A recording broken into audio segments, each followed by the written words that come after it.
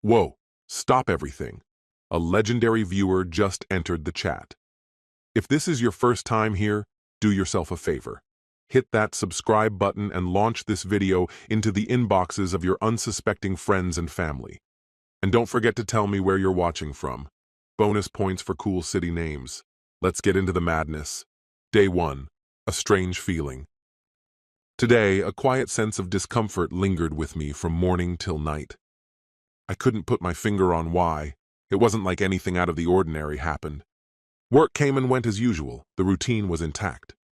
Yet there was this subtle undercurrent of something being off. After dinner, Lena mentioned a brief run-in she'd had at the grocery store. She said she'd seen someone she hadn't spoken to in years, an old friend from college named Jack.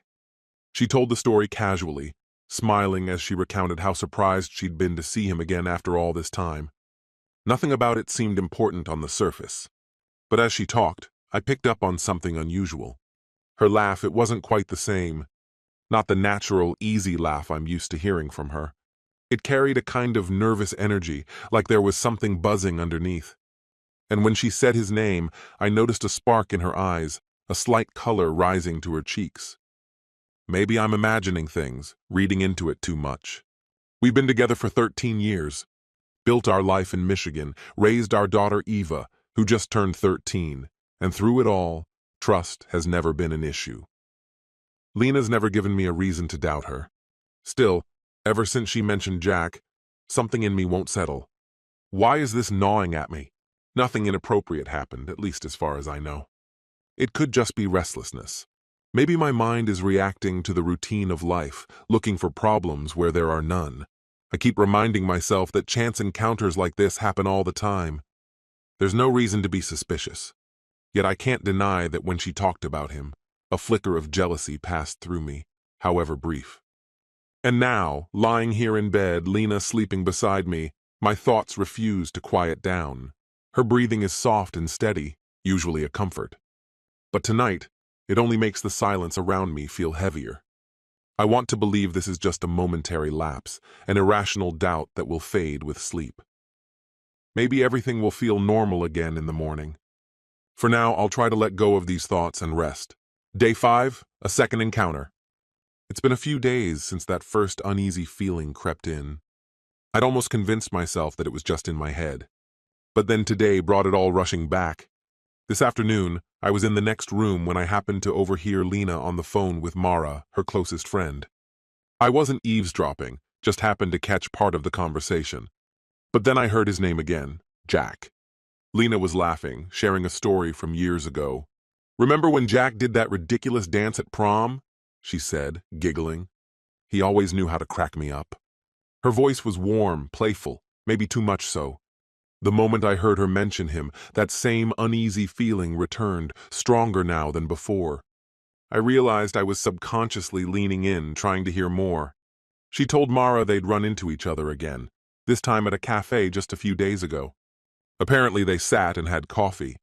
Mara teased her, and Lena brushed it off with a laugh, saying, "Oh, stop. It's nothing like that. He's just an old friend." They both laughed again. Meanwhile, I felt a knot tighten in my stomach. Twice in 1 week? That didn't feel accidental. Sure, we live in a small town, people bump into each other. But something about this didn't feel random. What really got to me was that she hadn't said a word to me about it. She told Mara, but not me. That silence spoke louder than anything. When I entered the room, she looked a bit startled, caught off guard. She ended the call quickly. "We'll talk later," she told Mara. Then there was a strange pause. I asked, "Is everything okay?" She smiled quickly and replied, "Yeah, of course." Mara's just being goofy. I wanted to press her, ask outright if she'd seen Jack again. But the words stayed stuck in my throat. I didn't want to come off as insecure or controlling. That's never been the kind of husband I wanted to be. I've always had faith in Lena. We've never been the couple that second guesses or hides things. But something about this doesn't feel right. The rest of the day I went through the motions, but my mind wouldn't stop spinning. Why didn't she mention meeting him again? Why only tell her friend and not me? Was she afraid of how I'd react? Or is there more to it than she wants to admit? I hate even letting the thought cross my mind. It feels wrong, almost like a betrayal in itself, to doubt her. But deep down, I can't shake the sense that something has changed. An affair? The word feels unreal, like it belongs in someone else's story. I'm not accusing her, maybe there's nothing happening. Still, I can't shake the feeling that something is quietly unfolding just beneath the surface. And I'm not sure what to do with that. There's a persistent sense of unease I can't shake. I keep telling myself it's probably just my mind playing tricks. Tonight I held Lena tighter than usual, searching for some kind of reassurance. She responded with her usual warmth, but it didn't ease the pressure in my chest. I'm hoping this all just passes with time. I miss the calm, the comfort we used to have. It feels so far away now. Day 9, quiet alarms. Lately, it's been a series of barely noticeable things that, when added up, feel more than coincidental. Each one on its own is minor, easy to dismiss. But when I connect the dots, the picture starts to change. I've noticed Lena has been glued to her phone more than usual recently. She texts often and then clears the alerts immediately. When I walk into the room, she either locks her screen or flips the phone over without thinking. We used to be completely open about our devices, phones lying face up, no passcodes, no concerns. Now it's like she's guarding state secrets. Just last night, while we were lounging on the couch, her phone buzzed. She glanced at it, then quickly turned it face down again. There was a flicker of a smile on her face, nervous, fleeting, the same awkward grin I've seen a few times now. I pretended not to notice, but my stomach turned. Who was she smiling at, Jack? If it's all harmless, why the secrecy? She's also been acting a little distant, or maybe she's just somewhere else mentally. She's still loving and present with both me and Eva, no question there. But there are moments when she's clearly not all here. Just yesterday during dinner, Eva had to ask her the same question 3 times before Lena finally registered it. It's moments like that that make me think she's mentally elsewhere. When I ask if she's okay, she always blames work stress or fatigue. Still, I can't stop analyzing every gesture, every delay in her answers. I've even caught myself thinking about going through her phone to get clarity. But that crosses a line I swore I'd never cross. Trust has always been fundamental to our relationship. Snooping would violate that, and yet the urge is there. Nights are the worst. I lie in bed, going over everything again and again. The secrecy with her phone, Jack reappearing out of nowhere, the light in her eyes when she brings up his name. It's all building. I'm constantly bouncing between trying to rationalize things and imagining the worst-case scenario. Sometimes I convince myself I'm just being paranoid. Other times I feel like a fool for not confronting it sooner. This internal tug-of-war is wearing me down. I haven't said a word to Lena yet. I wouldn't even know where to start. What could I possibly say? Hey, I saw you smile when talking about someone. What's going on? It sounds absurd out loud. If I confront her without something concrete, I could wreck everything over a suspicion. So for now I watch, I wait. But it's torture. Every day feels like it's hiding something beneath the surface. I don't want drama, I just want the truth. Because this not knowing, it's slowly tearing me apart. Day 14, that one text.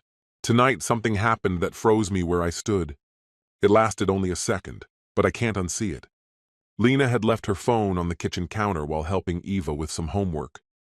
As I walked past, the screen lit up with a text. Before I could even look away, I caught a glimpse of the message.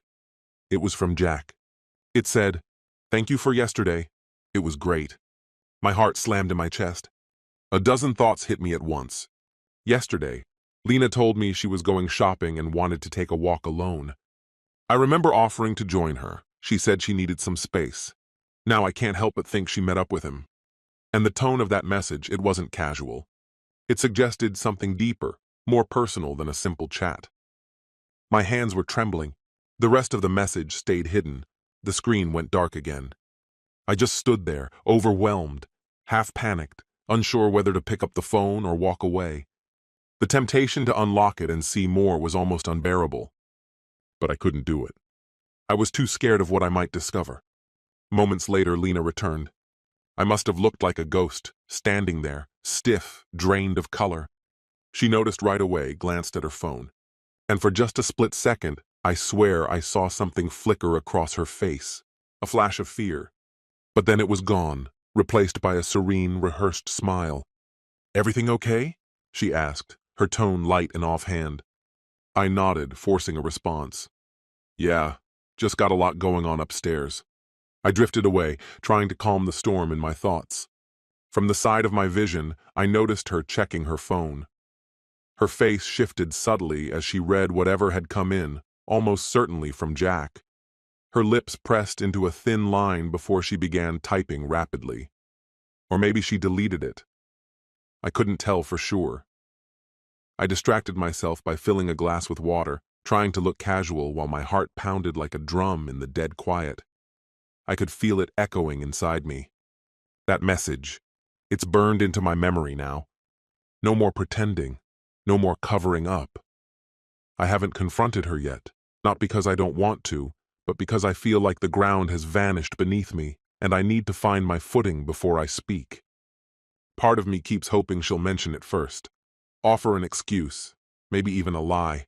Anything that might explain where she really was yesterday. But the evening came and went. Dinner passed in silence. We helped Ava get ready for bed. Lena carried on like everything was fine. Maybe a little quieter than usual, a little more reserved, but not once did she say Jack's name. No slip, no confession. Now I'm alone, left with nothing but this gnawing weight. This silence between us. It can't go on much longer. I have to talk to her, and soon. When I do, I'll need to be steady. No matter how badly I feel burned, no matter how angry, betrayed, or heartbroken, I have to stay level. 13 years. That's how long we've built this life together, and all of it could crumble because of an old flame rekindled. How did we even end up here? I can feel the anger swelling. Anger at Jack for reaching out. Anger at Lena for letting it happen. And anger at myself for seeing the signs and doing nothing. I want to scream, break something, anything, but I won't. I can't afford that. Eva doesn't know what's happening. She doesn't know her world is trembling beneath her. She deserves to be protected from this mess. I probably won't sleep tonight, but I'll try. Tomorrow I need to face this. I can't keep living under the shadow of that message. That message that confirmed every fear I had. I deserve the truth about what happened yesterday. Day 18, a conversation I couldn't avoid. The not knowing, it was eating me alive. Tonight, I finally forced myself to confront Lena. It was, without question, one of the hardest conversations I've ever had. Even now, just writing about it, my hands won't stop shaking. The entire day at work passed in a fog. I couldn't concentrate. That message kept looping in my brain, raising my pulse every time it surfaced. By the time I stepped through our front door, I knew I couldn't make it through another night pretending. Ava was staying at a friend's house.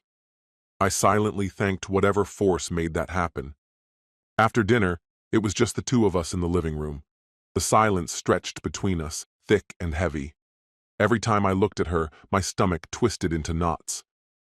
She could tell something was off. I wasn't chatty. I wasn't smiling. Eventually, I took a long breath and broke the silence. "Lena," I began, my voice tight but measured. "I need to ask you something, and I need you to be completely honest." She turned to look at me, those green eyes I've known for years meeting mine. For a split second, I nearly backed down. Then I remembered that text. I pressed forward. "What's really going on between you and Jack?" Her expression shifted instantly. Surprise, then a nervous smile that didn't reach her eyes. "What are you talking about?" she said, her voice light. "Nothing's going on. We just grabbed coffee." She sounded casual, but her gaze darted away. My chest was pounding. I had to fight to keep my voice even. "Are you sure that's all?" I asked. "Because something feels off. You've been distant, hiding your phone. I saw a message from him." Her face changed completely. The color drained from her cheeks. She opened her mouth to speak, but no words came. When she finally found her voice, it was quiet, composed. "You were looking at my phone?" she asked, not angry, more hurt. "I didn't go through it," I replied quickly. "The screen lit up while you were out of the room. I just saw the preview." I swallowed, the lump in my throat nearly choking me. It said, "Thanks for yesterday. It was great." I couldn't keep my voice from breaking. Lena's eyes widened. There was no mistaking the panic that crossed her face. She stood up slowly, nervously wiping her palms on her jeans. "It's not what you think," she said, her voice wavering. I rose too, legs unsteady beneath me. "Then explain it to me," I said, trying to stay calm. "Help me understand." Because from where I was standing, it looked an awful lot like betrayal, like she'd been seeing him behind my back. I fought to keep my voice steady, but pain crept into every word. Tears welled up in her eyes. "We did meet," she admitted, her voice thin and cracking. "But it wasn't like that. We were just catching up, talking, that's all." I didn't let it slide. "Then why all the secrecy? Why the cryptic texts, the lies about where you were going?" My voice rose despite my efforts. Hearing myself, I stepped back, ran a hand through my hair, and forced a deep breath. I didn't want to yell, I just wanted the truth. By now, Lena was openly crying. "I'm sorry," she whispered, her words broken and raw. "I never meant to hurt you." She paused, struggling to explain. I enjoyed talking to him, but I knew you wouldn't understand, and so I—" She trailed off. Maybe she heard how hollow the excuse sounded. She wiped her face with the back of her hand. Something twisted inside me, a sharp, bitter ache. "So instead of telling me you snuck around," I said, the sarcasm slipping in before I could stop it. She stepped closer and reached for my hand. I instinctively pulled away. Her touch was unbearable in that moment. "Derek, please," she said softly, pleading. "It wasn't like that. There was no affair. We just got coffee, that's all." I looked her in the eye, my voice low but firm. "Don't lie to me, Lena." I saw the message. "Thanks for yesterday. It was great." "That doesn't sound like just coffee. So what exactly happened yesterday?" Her face shifted, shame mixing with fear. She opened her mouth but said nothing. The silence spoke louder than anything she could have said. It cut deeper than the lies. In that moment, I realized she might never tell me the full truth unless I dragged it out of her. But I was already drained, mentally and emotionally. "I need time," I said quietly. "I can't do this right now." Without waiting for a reply, I grabbed my jacket and walked out. The night air was frigid, classic early spring in Michigan. I wandered aimlessly through the neighborhood, the cold wind stinging my tear-streaked face. Yes, I cried when I was alone. Inside, a storm raged, grief, fury, disbelief all colliding. I passed under dim street lamps and through the silent park where I used to bring Eva on the weekends. Each step echoed the same questions. Why would she do this? Had I missed something? Was this somehow my fault? Had I been blind to what was happening? It was past midnight by the time I returned home. Lena was still awake, curled up on the couch, her face red and hollowed by crying. I said almost nothing. "I'm going to bed," I muttered. She only nodded. That night we shared a bed, but the space between us felt immeasurable. Emotionally, we were in different worlds. At one point, I felt her body tremble beside me, silent sobs shaking her shoulders. I stayed awake, staring into the darkness, numb and disoriented. The woman beside me felt like a stranger. As painful as it was, some small part of me felt relieved. At least some version of the truth was now out. She knew I knew. The illusion was gone. There was no going back from this. We would have to face it, all of it, soon. Day 22. The confession finally came. Lena and I sat down and had the talk we'd both been avoiding. She told me everything. And even though I'd suspected it for a while, hearing the truth still shattered me in a way suspicion never could. That morning, she approached me in the kitchen. There was no preamble, no waiting for the right moment. We sat down at the table and the tears came quickly. "There's something I have to tell you," she said, her voice shaking. "It's about Jack." I just nodded, heart pounding. She took a shaky breath, and then it all came spilling out. She admitted it. Yes, they'd met for coffee. But it hadn't stopped there. Whatever they had, it crossed a line. It wasn't just friendly. It wasn't innocent. It was real. And it broke something in both of us.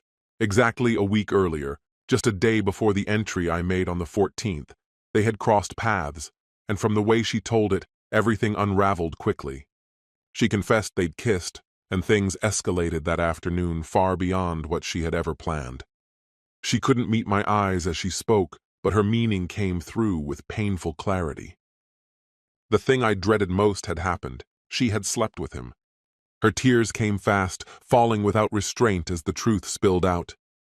"It was a horrible mistake," she said between sobs. I can't even explain why. I wasn't thinking at all.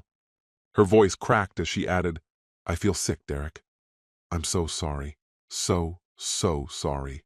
She kept apologizing, the words tangled in guilt and panic. Over and over she said she hated herself for betraying me, that it ended with Jack right after because deep inside she knew she had gone too far. She insisted it was only that one time. Just once, I swear, she said, pleading. It meant nothing. It was thoughtless, physical, and... Her voice broke again, trailing off as she wiped her nose with a shaking hand, her entire body trembling. I couldn't bring myself to speak right away. I sat silently, letting her voice die out in the quiet between us. My eyes were fixed on a knot in the wood grain of the table. It's strange what your mind clings to when everything's falling apart. I couldn't look at her, not yet. A cold emptiness had spread through me, freezing me in place. A part of me had already suspected the truth when I saw that message. But hearing her confirm it still hit like a blow to the chest. My fists clenched beneath the table, fingernails digging hard into my palms. That's when I noticed I hadn't taken a breath. I let the air out, slowly, unevenly. When I finally managed to speak, the sound of my voice didn't even feel like mine. It came out distant, hollow. Why? Was all I could say at first. I swallowed and tried again, forcing the words out with more weight. Why did you do it, Lena? Was it something I did or didn't do? I thought we were happy. At least I thought we were okay. My voice cracked at the end. Trying to compress that storm of emotion into something coherent was nearly impossible, but I had to try. She shook her head immediately, desperate to make it clear. Number, it wasn't you. You've been a good husband, she said, remorse heavy in every word. It had nothing to do with you. She drew in a shaky breath. I don't know. I just felt old, maybe restless. Seeing Jack again, it made me feel young for a second. Back in college, we were close, and when I ran into him, it was like being 20 again. Like I could forget everything and just be free. It got to me. That's not an excuse, but I swear it wasn't because of anything you lacked. She paused, her voice softer now. I wasn't trying to hurt you. I was selfish, careless. Some of her explanation made a strange kind of sense, on the surface anyway. Everyone feels nostalgia. But how could she let that nostalgia lead her here? The way she talked about feeling old, feeling caged, that hit a part of me I hadn't known was vulnerable. Was our life together so hollow for her that she'd risk everything for a fleeting sense of the past? I asked in a low voice, Did you ever love him? It might have been a cruel question, but I needed to hear her say it. She shook her head firmly, without hesitation. Number, not like that. I cared about him once, but as a friend. It's you I love, Derek. I've always loved you. That never changed. She reached out, laying her hand gently over mine. I didn't pull away, but my body went rigid. Her touch was both familiar and completely alien. I regretted it the moment it happened, she whispered, her voice raw. I told him right away that it was a mistake, that we couldn't talk anymore. She hesitated, then said, After you found the message, I blocked his number. I didn't know how to tell you. I was terrified of losing you, of losing Eva. Her voice was unsteady now, nearly crumbling. I thought maybe if I ignored it, pretended it didn't happen, it could go away. But when you confronted me, I knew I had to come clean. Silence followed, long and heavy, broken only by the soft sound of her crying. I stared at our hands, hers resting on top of my closed fist. My eyes stung, but I refused to let the tears fall. Eventually I asked, Have you spoken to him since? No, she said quietly. It's done. I ended it that day. He tried to contact me a few times, but I ignored him, I promise. I didn't know what would happen next, where we stood, or what came after. But in that moment, I believed her. I believed she was sorry. And maybe, just maybe, she intended to stay away for good. But the damage was already irreversible. Quietly, I pulled my hand from under hers and pressed it against my temple, trying to regain some sense of composure. It was a surreal moment. For a fleeting second, I genuinely felt sorry for her. She looked so defeated, drowning in hopelessness. Yet a louder voice within me roared that I was the one who had been betrayed. I was the one left sorting through the ruins of what used to be. Lena kept repeating herself, apologies tumbling out of her mouth in a panicked rhythm. I'll do whatever it takes to make this right, she begged. We can talk to someone, see a therapist. I'll earn your trust back, I swear. Just don't leave. Please don't. Her voice wavered under the weight of her sobs, the last words barely audible. It was almost too much watching her fall apart like that. The woman I'd built a life with, the mother of our child. Hurting her was never something I wanted, regardless of what she'd done. Every instinct in me was screaming to reach for her, hold her, ease her pain somehow. But no gesture of comfort could erase what had happened. No hug, no tears could undo the fracture between us. When I finally found my voice, it was level, though it rang hollow in my own ears. Lena, I hear you, and I believe you're truly remorseful. I hesitated, trying to keep the crushing ache in my chest from overtaking me. But something inside us snapped. You broke us, and I honestly don't know if it can be mended. That's when the tears I'd been suppressing finally spilled over, unrelenting. I had tried so hard to keep them at bay. You were the one I never questioned. How am I supposed to keep going after this? Her crying intensified, and she clung to the sliver of hope that we still had a future.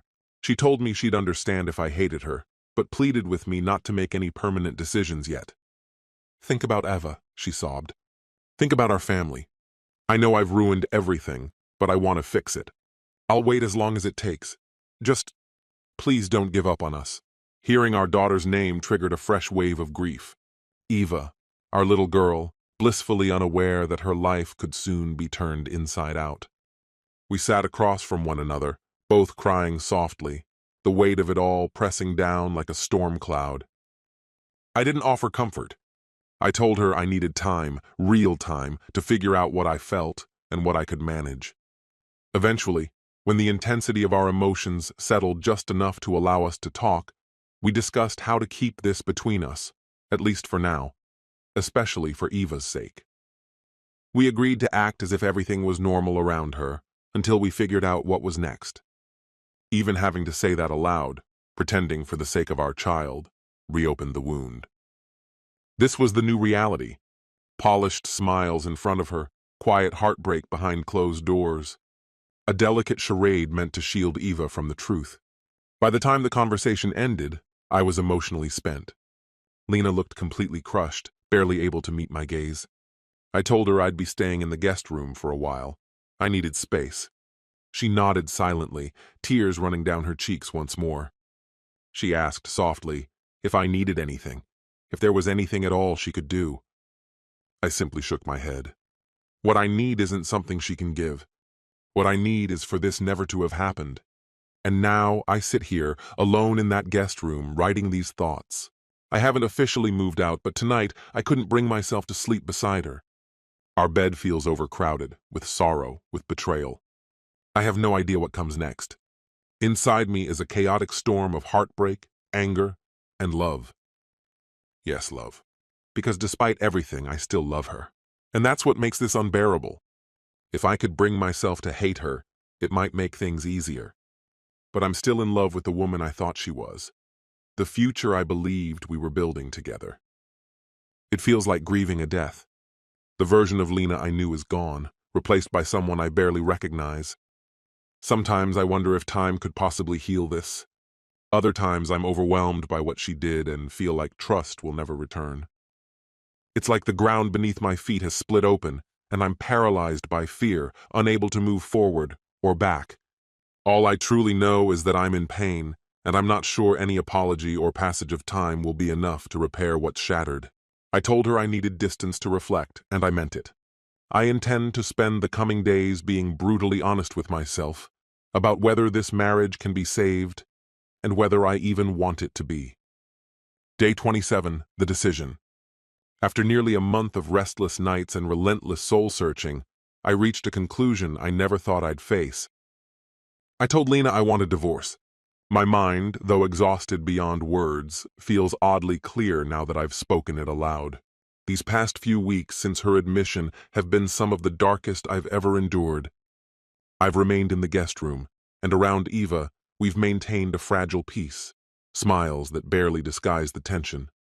Behind the closed door, though, it's been an emotional roller coaster. Long, aching silences, interrupted by tearful exchanges filled with guilt and sorrow. Lena kept expressing remorse, gently revisiting the suggestion of couples therapy more than once. Each time I responded that I still wasn't ready. I didn't want to commit to anything until I was absolutely certain of where I stood. I spent countless hours imagining what life might look like if I chose to stay. Would I ever be able to truly move on? Would I be able to trust her when she said she was just running errands? Could I ignore the anxiety that crept in every time her phone lit up after dark? I visualized a future where I agreed to give us another chance. We'd go to counseling. She'd be completely open, sharing her location, her phone, everything. Maybe, over time, things would feel normal again. But in every version of that imagined future, one thing remained constant, an unshakable sense of uncertainty, a lingering shadow I couldn't escape. I began to recognize what I'd become in that scenario. Suspicious, constantly questioning her motives, perpetually uneasy. That's no way to live. And it wouldn't be fair, not to me, not to her, and certainly not to Ava, to exist in a space clouded by suspicion. I also had to confront how I felt about myself. I know there are people who manage to rebuild after betrayal, and I respect that. But in my core, I knew I wouldn't be able to see Lena the same way ever again. The trust that once defined our relationship, it wasn't just damaged, it was destroyed. And with it, something essential in my love for her had slipped away. Each time I looked at her, the image of her and him was burned into my mind. I couldn't imagine carrying that vision with me through the years ahead. So last night I sat down and started mapping out the practicalities, finances, living arrangements, custody plans for Eva. It felt detached, even clinical, but it brought clarity. We're both financially stable, and I believe we both want what's best for our daughter. Because Michigan follows no-fault divorce laws, I wouldn't need to mention the affair in court. Her cheating wouldn't impact the division of assets or custody rights. That legal reality hit me hard. It made everything feel concrete. It made me wonder if this was my subconscious trying to protect me. When I woke up today, there was a strange calmness in my chest. As if, somewhere between dusk and dawn, my heart had quietly made a decision, even if my mind had taken longer to accept it. I told Lena I wanted to talk after breakfast, once Eva had gone off to school. We sat at the same kitchen table we'd shared so many times before, both looking drained. She glanced at me, eyes swollen and tired, like she already knew what I was about to say. When I spoke, my voice was low and even. I'd cried so much in the days leading up to that moment that there was nothing left but quiet resolve. I've thought about this a lot, I said, and I've come to a decision. Her hands tightened around her coffee mug, as if trying to brace herself. Seeing her so small and afraid nearly undid me, but I kept going. I can't get past this, Lena. I've tried, but I can't. I don't think I can stay in this marriage after everything that happened. Even though she likely anticipated it, the words broke her instantly. She buried her face in her hands, sobbing, "Derek, please." Tears welled up in my own eyes, but I stayed composed. "I'm sorry," I said, voice trembling. "I know this isn't what you hoped for, but I have to be honest, with myself and with you. Every time I look at you, I remember it all. The pain is deeper than I can put into words, and I just don't think healing is possible while we're still together." She reached across the table, pausing with her hand hovering just above mine. But when I didn't reach back, she let her hand fall. "This is my fault," she said through sobs. "I kept hoping, truly hoping, that maybe you'd find a way to forgive me. But I get it, I hate it, but I do understand." We both sat there, tears falling silently. No raised voices, no accusations, just two people facing something immensely painful with quiet acceptance. I explained that I wasn't ending things to punish her, but because I truly believed this was the only way either of us could begin to heal. And maybe, eventually, find peace. I told her I wanted the divorce to be handled with care and mutual respect, especially for Eva's sake. "She's still our little girl," I said. "Whatever happens, we have to give her the best version of this we possibly can." Lena nodded silently, tears still streaming. We spent the next hour discussing the logistics, emotions still raw. We agreed to wait before telling Ava, until we had a clear plan, and could do it together, gently. She hasn't been told anything yet. I'm sure she senses something isn't right, but she doesn't know the details, not about the affair or the divorce that's coming. We both want to shield her from as much of the heartache as we can. Even thinking about that conversation makes me feel physically sick. But it has to happen, and it has to be done the right way. We also talked about who would live where. For the time being, we're both still under the same roof. We ultimately decided that the best course of action would be for me to start looking for an apartment nearby. Relocating myself seemed far less disruptive than asking Lena and Eva to move.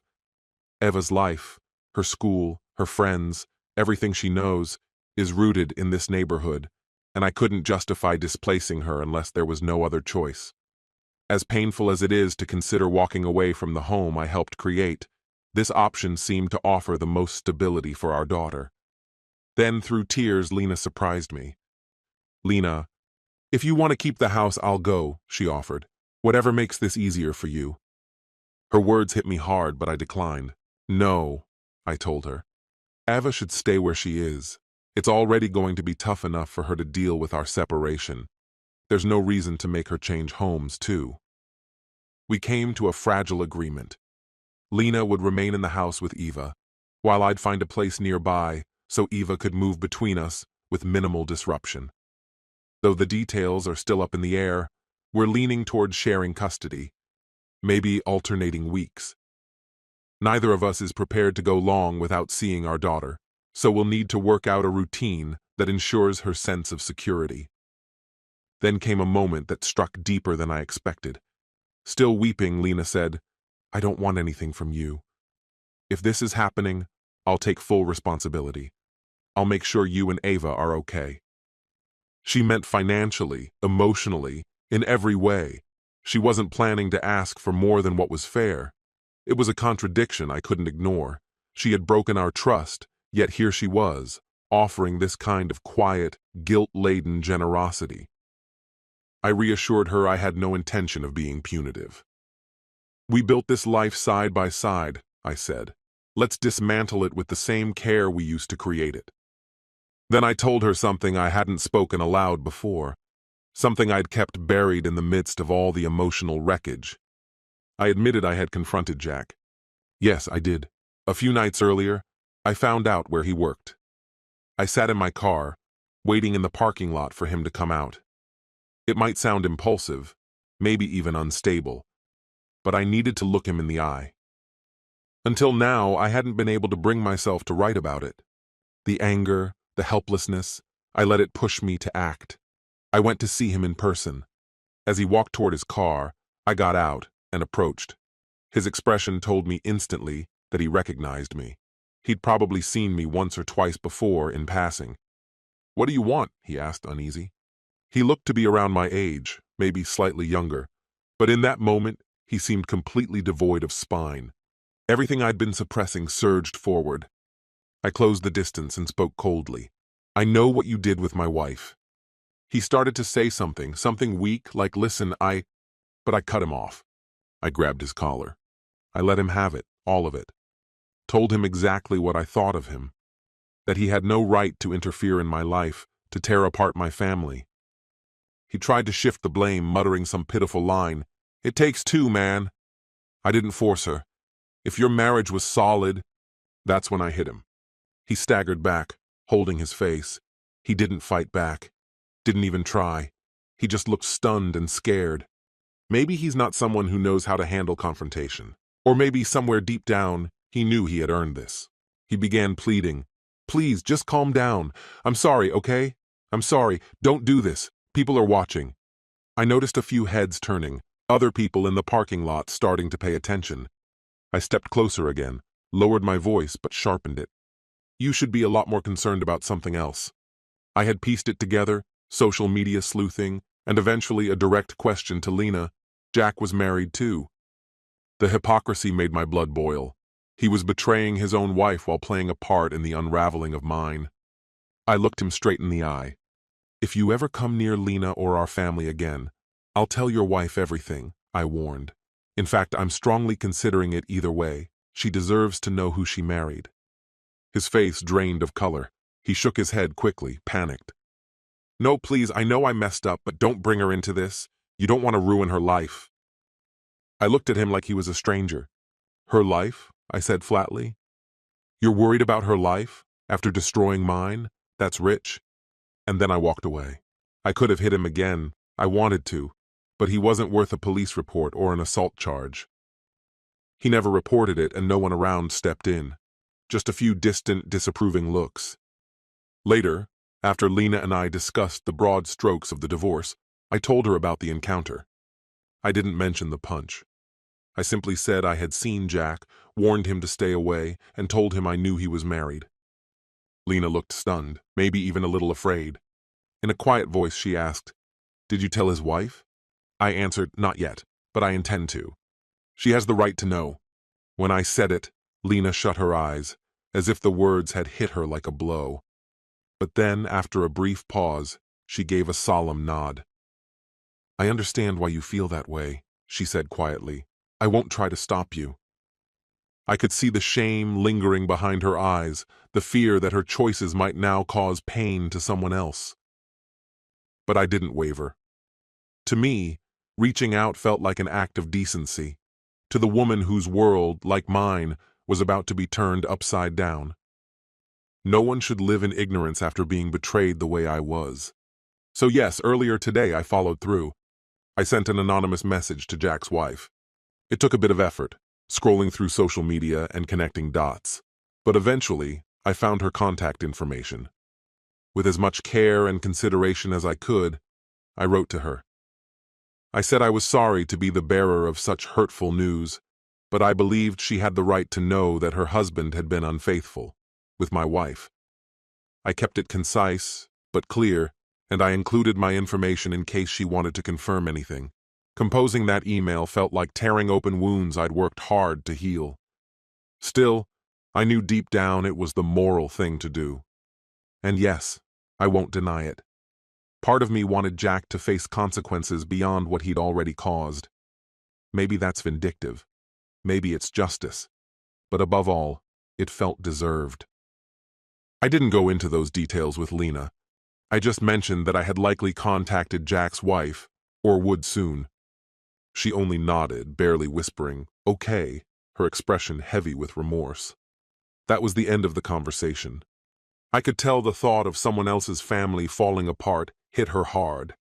By the time we stopped talking, we were both emotionally drained, empty, like all the air had been sucked from the room. Strangely, amid all the wreckage, a flicker of tenderness still lingered between us. Before I stood to leave the table, I looked her in the eyes and said, "I don't hate you, Lena. I wish I did. It might make this easier, but I don't. I just can't stay. It hurts too much." She broke down again, sobbing as she said, "I hate myself for what I've done. I'll never forgive myself." And then I did something I'm still not sure was wise. I reached out and pulled her into a brief hug. She seemed so small, so fragile, and even in my anger, I couldn't find satisfaction in seeing her suffer, because I was suffering too. We cried together. One last time, it felt like. Then I let her go. That embrace was our farewell, not in words, but in spirit. A quiet end to what we once shared. We collected ourselves and agreed that, in a few days, once I'd started the moving process and the legal work was underway, we'd sit down with Eva. That conversation would be the hardest of all. We planned to be gentle, to tell her that we both love her deeply and always will, but that we've decided to live in separate homes because of grown-up issues she didn't cause. We won't mention the affair. Not now. Maybe never. At least not in full detail. She shouldn't carry that burden. She doesn't need to grow up with resentment toward her mother. Whatever's happened between Lena and me, she'll always be Eva's mom. I won't be the one to break that bond. So that's where things stand. My heart is shattered, but my resolve is steady.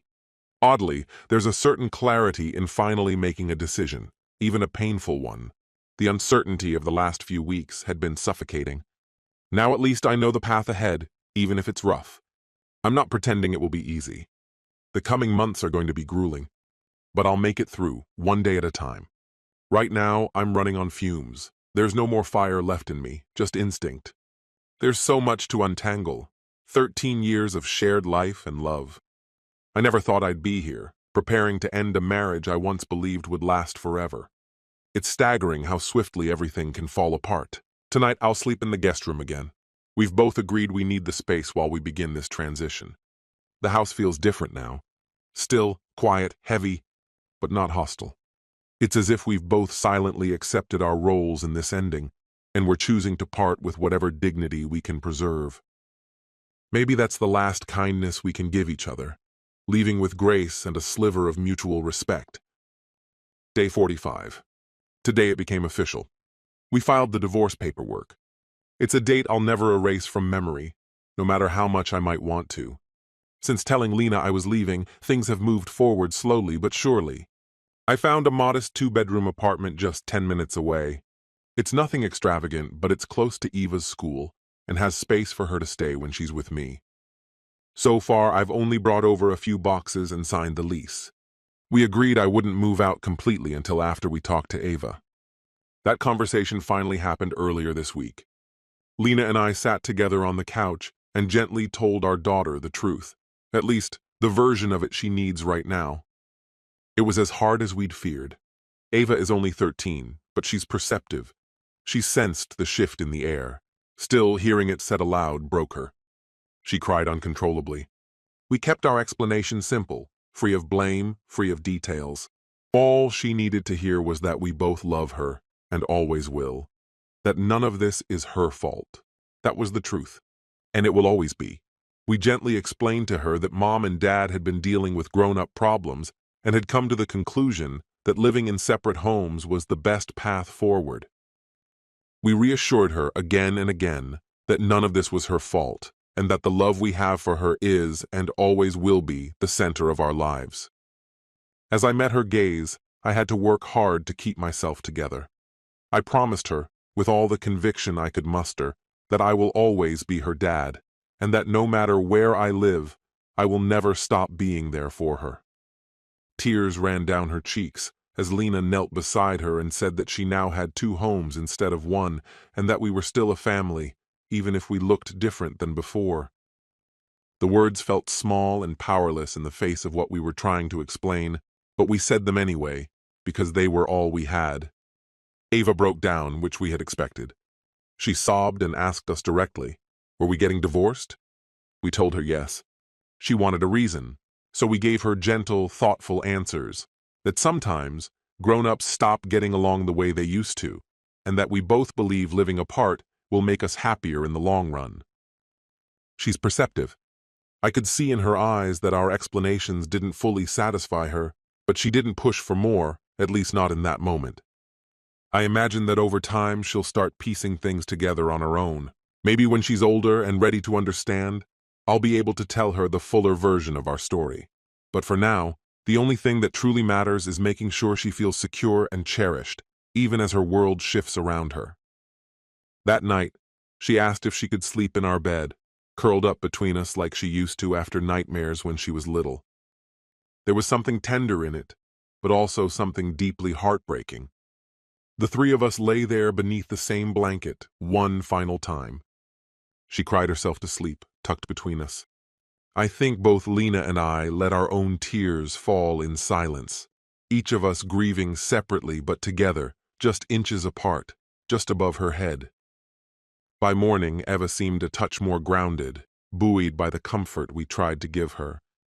Kids can be astonishingly strong, but I know this moment will leave its imprint somewhere inside her. We'll have to watch closely, and perhaps bring in a counselor who's experienced in helping children navigate this kind of change. After that, the practical side of things moved quickly, almost mechanically. Lena and I sat down to sort out our finances and belongings with an ease that surprised us both.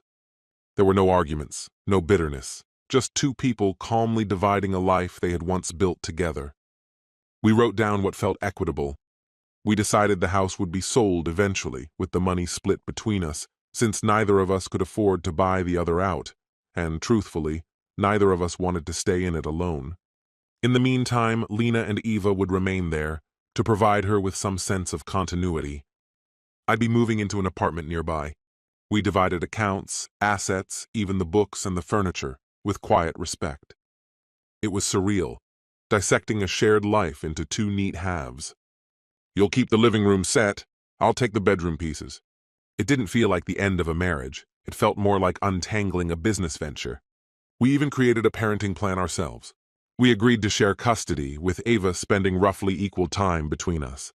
In Michigan, joint custody is typical when both parents are capable and willing, and we are. We sketched out a weekly rhythm. Eva would stay with me every other week, and I'd still have dinner with her a couple nights during the week she stayed with Lena. We wanted to preserve as much of her normal routine as possible. Same school, same activities, same rhythm of life. We even made an effort to divide holidays fairly. Oddly enough, we've been more cooperative during this process than we were at times during our marriage. There's a strange kind of symmetry in that. This morning, we made the drive to the county courthouse to officially file the divorce papers. The drive was short, barely 10 minutes, but it felt unending. We didn't say much. Each of us sat in silence, lost in thought, bracing for the finality of what we were about to do. At the clerk's window, we handed in the paperwork. Since all the terms had been agreed upon ahead of time, it was mostly a matter of signatures and formalities. The clerk, a kind-faced woman in her 50s, processed everything quickly, without ceremony. To her, it was just another case file. But for me, passing those papers across the counter felt like my arm had turned to stone. As I signed, I noticed my wedding ring glinting under the fluorescent light, and realized that soon I'd need to take it off. The weight of that moment hit harder than I'd anticipated. My hand trembled slightly. Lena saw and gently rested her hand on my arm. "I'm here," she said quietly. There was something painfully poetic in that moment. We were there to end our union, and yet she was still offering comfort. And I was grateful for it. Both of us were on the edge of tears, trying to stay composed in a space that felt sterile and impersonal. The clerk reminded us of Michigan's mandatory 6-month waiting period for divorces involving children. We already knew, but we nodded anyway. That means it will be half a year before a judge can officially end our marriage. The purpose is to give couples time to reflect, to reconsider, perhaps even to reconcile. But in our case, it feels like a technicality. Emotionally, our separation has already happened. We're just waiting for the law to catch up. Still, hearing 6 months stirred something in me, uncertainty, maybe even a flicker of hope or sorrow. I couldn't quite tell. Maybe it was just the weight of knowing this limbo would linger a little longer. We stepped outside, court documents in hand. The sun was shining, and the air was warm, utterly out of sync with the heaviness inside me. We stood for a moment on the courthouse steps, neither of us saying a word. Day 45, the beginning of the end.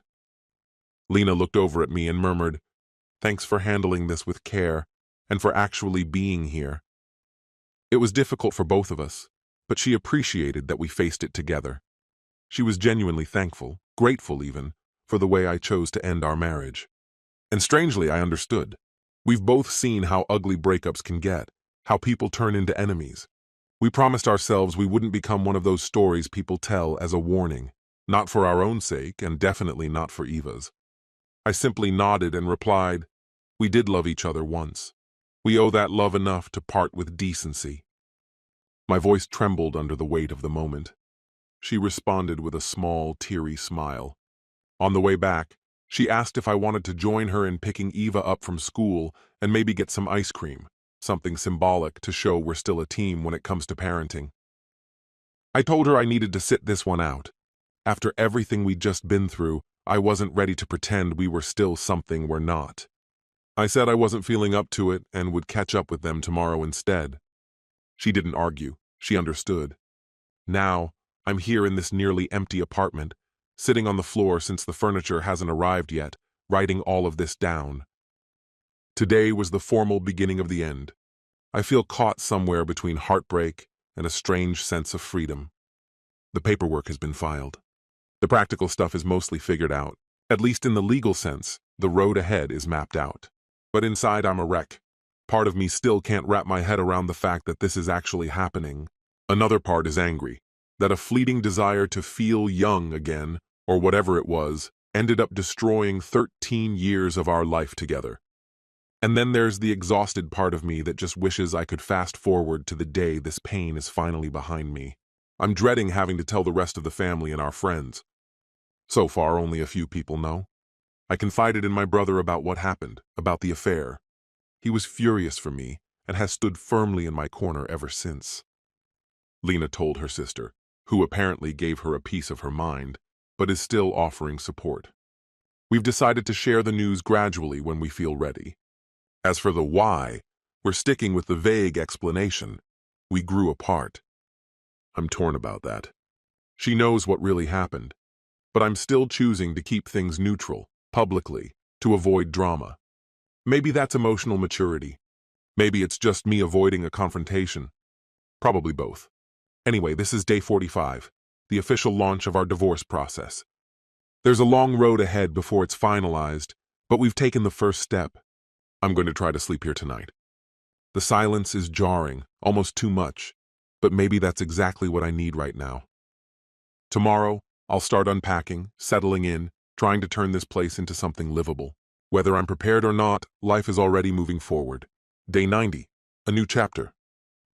It's been around 3 months since we filed, and I've finally settled into the apartment. Calling it a transformation would be an understatement.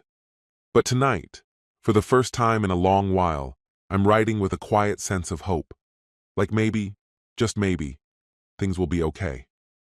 That first night after I moved out completely, it was brutal. I sat alone in this unfamiliar space, surrounded by unopened boxes and barren walls, feeling completely untethered. I longed for the old house. The creaky floors, Lena's soft humming in the kitchen, the sound of Eva's quick footsteps in the hallway. I missed the feeling of belonging, because even though this is technically my place now, it still didn't feel like home.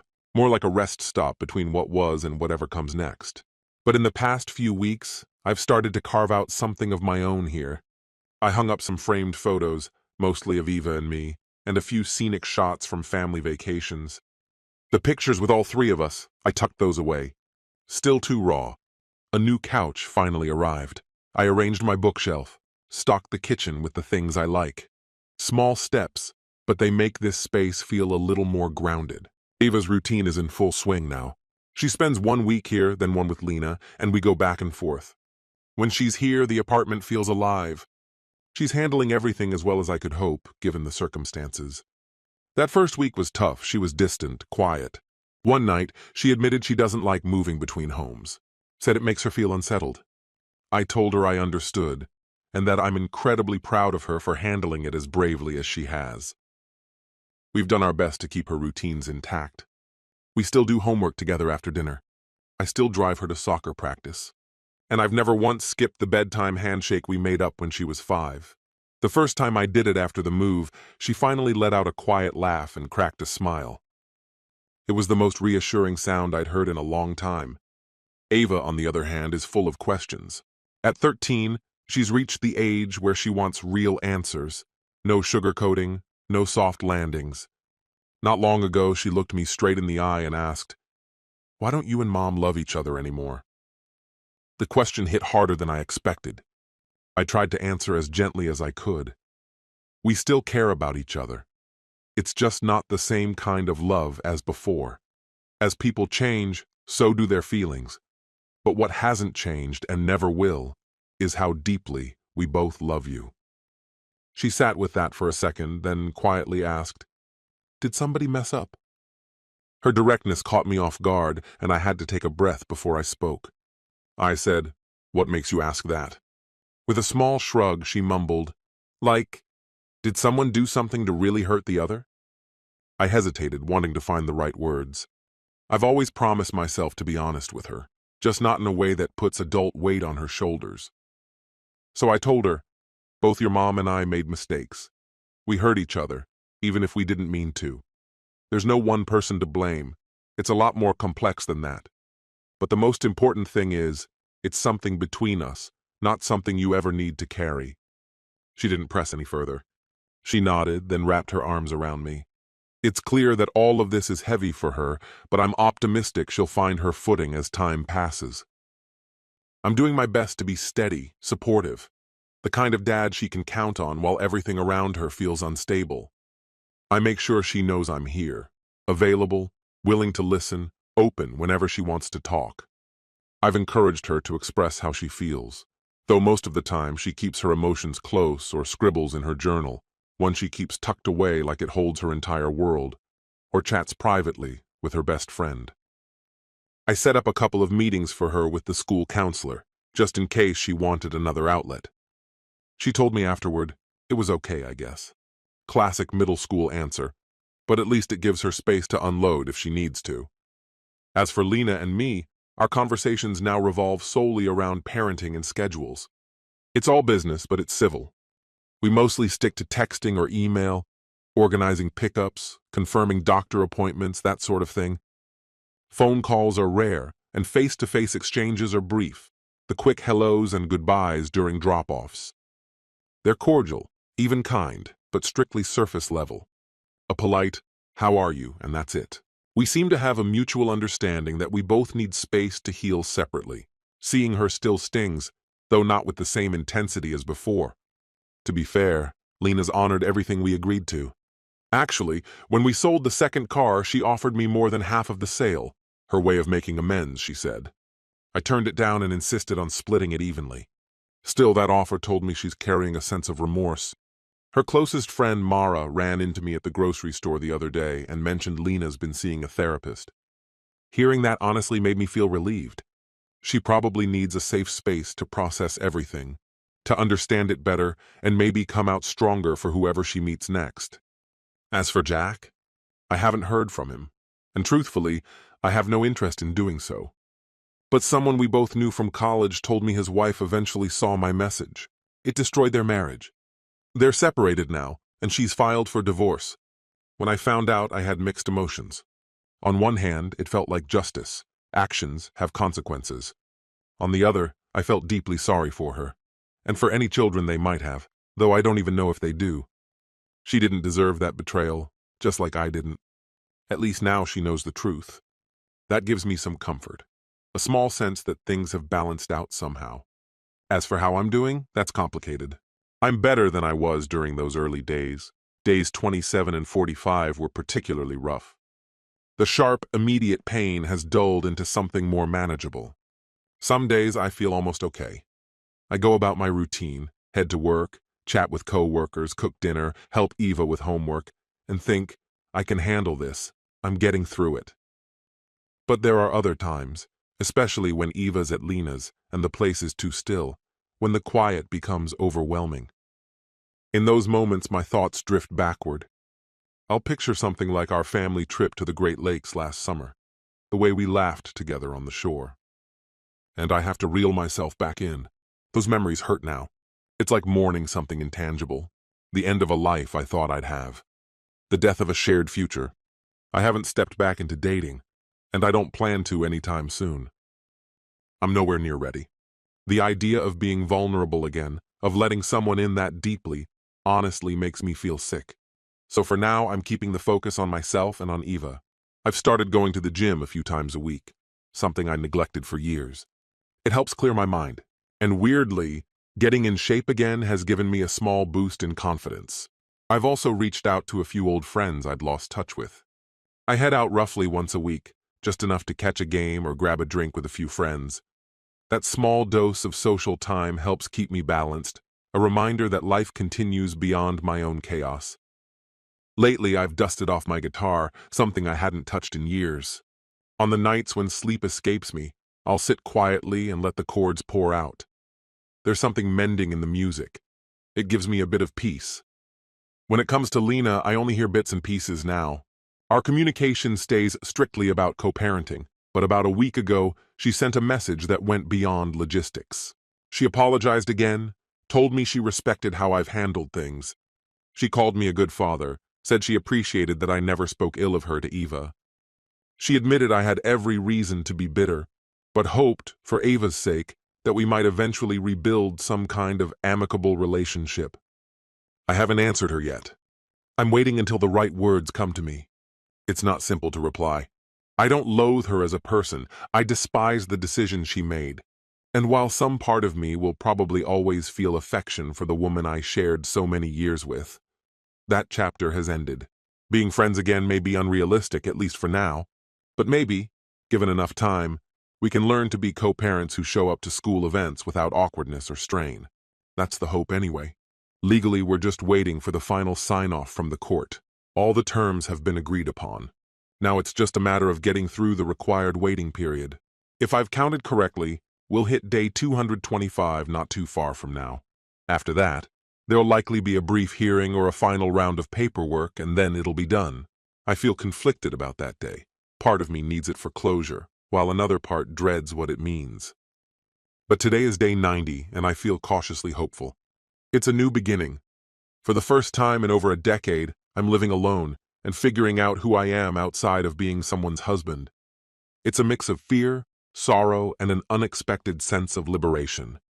I'm building new routines, focusing on being a present father, and working on both my body and mind. About a month ago, I started therapy to have a space where I could sort through everything. It was the right choice. It's helping me make sense of the betrayal, the doubt, the constant loop of what-ifs. Was I lacking?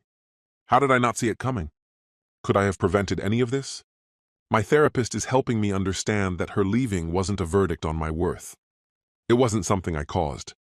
I wasn't flawless, nobody is, but I was committed and kind. What she chose to do was her own action, not a reflection of my failures. Learning to accept that has been a turning point. So I'm moving forward little by little. Summer's in full swing here in Michigan, long, golden days, and I'm starting to rediscover moments that make me smile. Whether it's laughing with Eva over something silly, finishing a tough workout, or simply making it through a day without emotional weight, I'm finding my footing. I'm not completely healed. Maybe I never will be. But I'm moving on, steadily, if slowly. Day 180, looking back. It's been 6 months since I confronted Lena. Half a year since we set this process in motion. In some ways, it feels like it happened ages ago. In others, the emotions are still raw. But today I feel more acceptance than pain. Just a couple of weeks ago, the divorce was finalized. The mandatory waiting period ended, and the judge signed off on our agreement. It's official now, I'm divorced. When the letter arrived, I sat alone at the kitchen table, turning that single sheet over in my hands again and again. It was just a page of legal jargon, but it marked the end of a shared life. I didn't cry. By that point, I think the tears had dried up. What I felt was a quiet sense of finality. It was done. We were done. That same day, I took off my wedding band. I'd worn it up until then, maybe out of routine, maybe out of denial. Removing it hit harder than I expected. I put it in a small box along with a few mementos, our wedding photo, a couple of old anniversary cards she gave me. I'm not throwing them away. Those memories were real, and not every part of our story was painful. But I can't keep them out where I see them every day. Maybe one day I'll open that box and feel something like fondness instead of grief. For now, it stays at the back of the closet. We also sold the house. That part moved faster than I thought it would. The housing market's been on an upswing lately, and a kind couple with 2 little kids ended up buying the place. Just last week, I helped Lena and Eva finish packing the last few boxes and officially close that chapter of our lives. Being alone in the now empty living room, once the center of so many memories, hit me harder than I expected. I found myself remembering the day we carried tiny newborn Eva through that front door for the first time. I thought about those early Christmas mornings, huddled by the fireplace, tearing through wrapping paper together. I could almost see the space near the kitchen where Lena and I would gently dance when a familiar song came on. So many unspoken memories lived in that house. Lena was feeling it too. I saw it in the way her hand paused on the doorframe, her eyes starting to well with tears. We didn't have to say anything. Our eyes met, and that one look said everything that words couldn't. That house had been filled with real love. And despite everything, we both silently acknowledged the truth of that. Then we turned the key, locked the door, and walked away. Now Lena and Eva are living in a rented townhouse not far from where I'm staying. She chose to stay nearby, for reasons that didn't need to be said out loud. It's a bit smaller than our old place, but there's a cozy vibe to it. Eva's adjusted quickly, putting her own touch on both homes.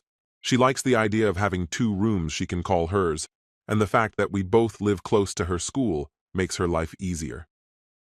Kids have an uncanny way of adapting, sometimes more gracefully than adults. That said, holidays and meaningful days have been the most difficult for her. We navigated Thanksgiving and Christmas by doing parts of them together to make the transition gentler for Eva. I went over on Christmas morning so we could open presents together, just like old times. Later in the day, I spent time at my brother's house while Eva stayed with Lena's family. It wasn't without its awkwardness, especially in the beginning, but Lena and I stayed united for Eva's sake. And honestly, by the end of it, it felt okay. We even shared a laugh when Eva overreacted to a surprise gift. For a fleeting moment, it almost felt like the past, until reality quietly reminded me it wasn't.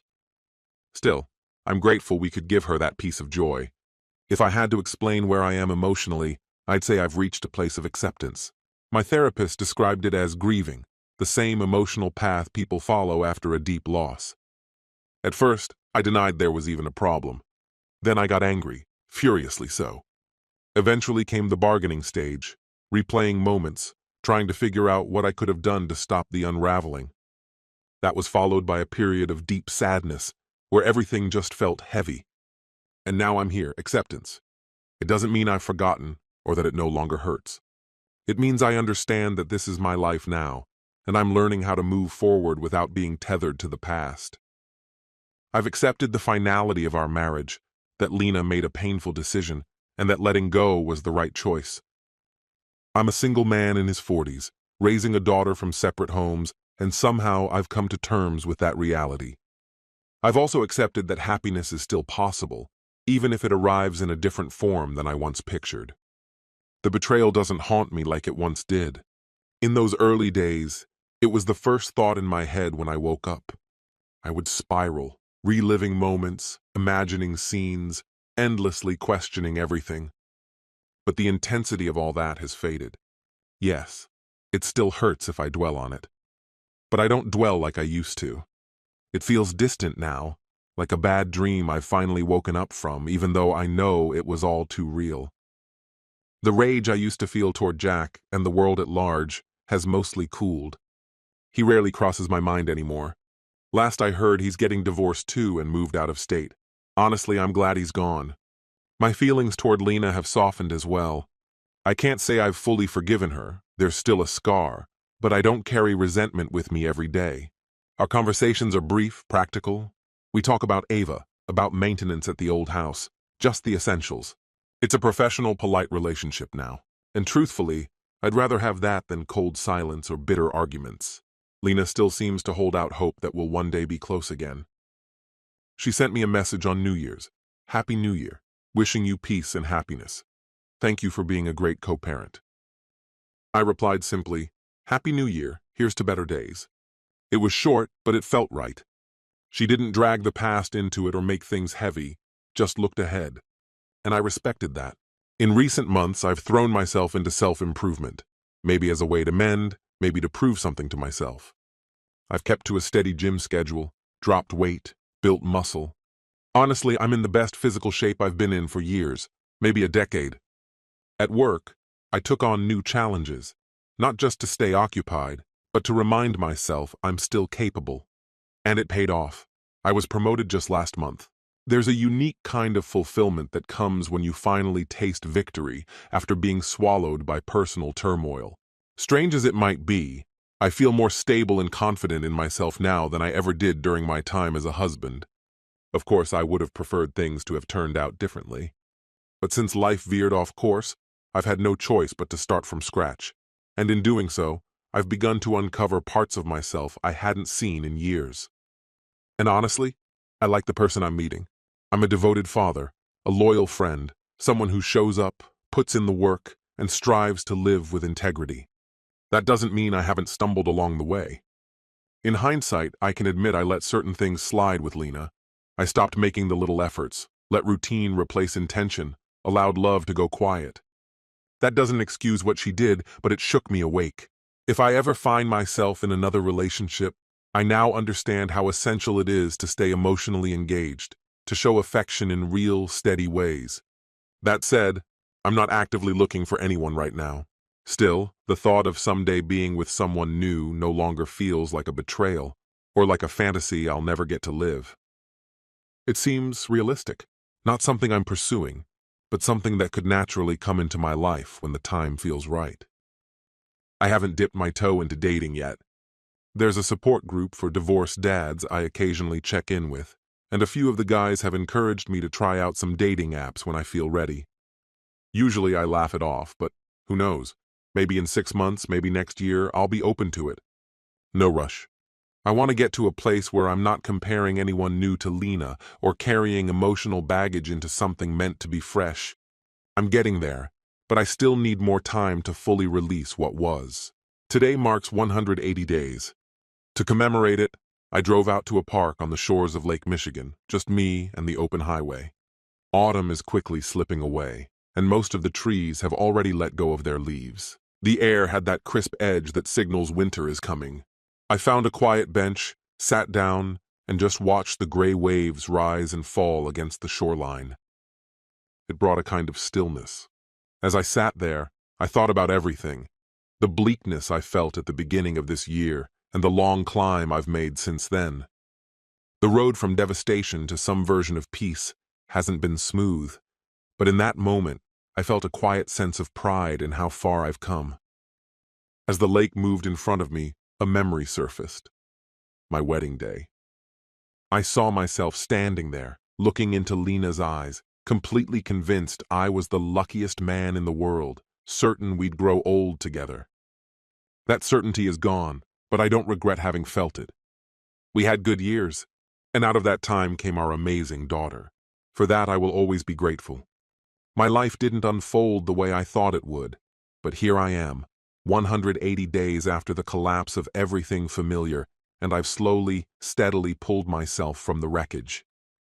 The wounds remain, but they've started to heal. There's more calm in me now, more understanding. Ironically, all of this might have carved out a stronger version of who I am, certainly a wiser one. I've proven to myself that I can endure betrayal, move through heartbreak, and rebuild, even in the back half of my 30s. As I left the park, sunlight broke through the clouds in golden beams. I caught myself smiling. I'm going to be all right. 1 year later, day 365. Exactly a year ago, I woke with a heavy feeling. Something had shifted in my marriage and I couldn't ignore it. That intuition ended up being the first warning of the earthquake that would shake my world to its core. This morning, 12 months later, I woke up in my own space, made breakfast for my daughter, it's my week with her, and felt something I hadn't felt in a long time. Genuine peace. The last year has been a whirlwind of sorrow, change, and transformation. But all of it brought me to this place. This journal, if that's what you want to call it, has been a quiet companion through the darkest period of my life. When I look back at those early entries, it's like reading the words of someone else entirely. The man writing today is not the man who started this. And I don't see that as a bad thing. They say nothing in life is permanent, and sometimes change shows up like a wrecking ball. But we adapt. We survive. And if we're patient with ourselves, we can grow in the aftermath. To mark this personal milestone, I took the day off work to spend with Eva. We decided to do something different and went to the fair that's currently in town. We played games, indulged in way too much cotton candy, and, against all odds, I managed to win her a giant stuffed panda from one of those impossible carnival booths. Total luck, but I'll take it.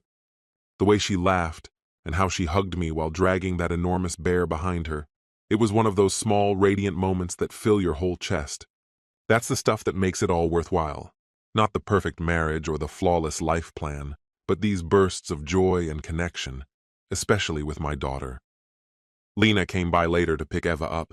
We had to switch things around this week because of a school event. The exchange was easy. No tension, no discomfort. Just normal.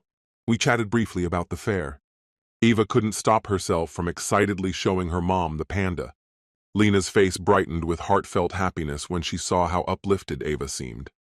After Eva stepped out to gather her things, Lena turned to me and said, "You look good, Derek."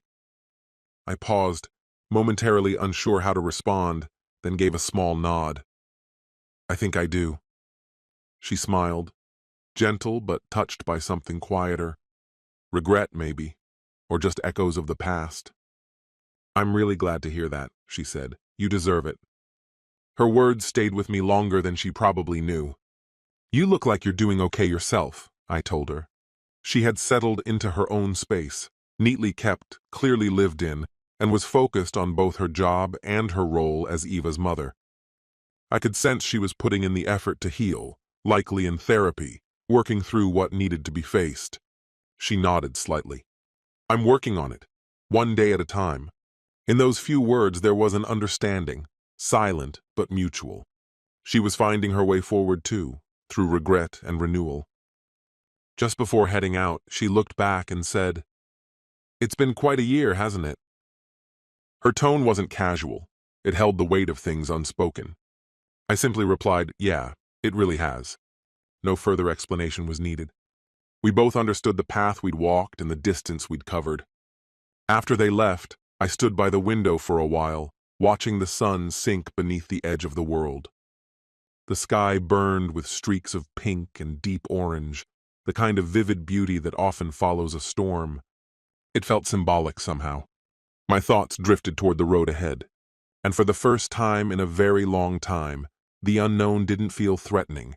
It felt open, like possibility. I've begun to think about the future again. Maybe I'll get my own place in a year or two, a place that's mine, and where Ava can feel at home when she visits. I don't carry the label of victim anymore. I see myself as someone who endured, someone who came through the fire, and maybe, just maybe, as the hero of my own life. Not the superhero kind, but the kind who survives the unthinkable and keeps going. I protected my daughter from the worst, and I held myself together the best I could. And if that's not a quiet kind of heroism, I honestly don't know what is. In the end, vengeance wasn't loud or vengeful. It was surviving. It was clawing strength from the rubble and stepping forward with purpose. It was making sure the truth about Jack saw the light, where it counted most, and moving ahead without carrying shame. They say the best revenge is living well. I finally understand what that really means. My form of revenge, if that's even the right word, was refusing to let what happened be the end of me. It was turning a near collapse into a catalyst for growth, for becoming a better dad, a more grounded man. A year ago, everything felt like it was crumbling. Now I see it differently. It was simply the end of one part of the story. And there are still many pages left to write. I'm ready for them. This will be the final entry in this journal. What began as a lifeline during chaos and heartbreak now closes with perspective, with hope. I'm grateful I had this space to process, to let out the storm when it had nowhere else to go. It kept me steady on the days when the weight was nearly too much. A year later, most of the wounds have scarred over. I'll always remember, but I'm no longer trapped in those memories. I'm Derek. I'm a dad. I love books. I can play guitar, not perfectly but well enough to enjoy it. I'm a project manager who finds pride in doing the job right. I'm a man relearning how to smile and actually feel it. Yes, I'm divorced, but that's just a detail, not my identity. And if someone ever reads this, whether it's a stranger or just future me flipping through old pages, remember this. Life has a way of knocking you down flat, but you'll be surprised how strong you are when you start to rise. I sure was. Goodbye for now, journal. Here's to what comes next. I think I'm finally ready, standing tall, wiser, unbreakable in all the right ways.